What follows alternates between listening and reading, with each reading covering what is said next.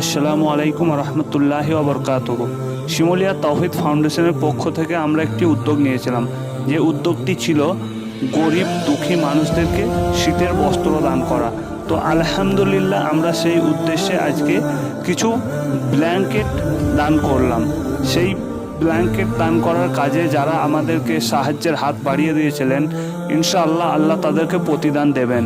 এবং পরবর্তীতে যারা আমাদের সঙ্গে আমাদের এই সৎ উদ্দেশ্যকে বাস্তবায়িত করার জন্য সঙ্গী হতে চান, তারা ইনশাআল্লাহ আমাদের সঙ্গে যোগাযোগ করতে পারেন। আমাদের হোয়াটসঅ্যাপ নাম্বার এবং ফেসবুক পেজ সব জায়গা থেকে।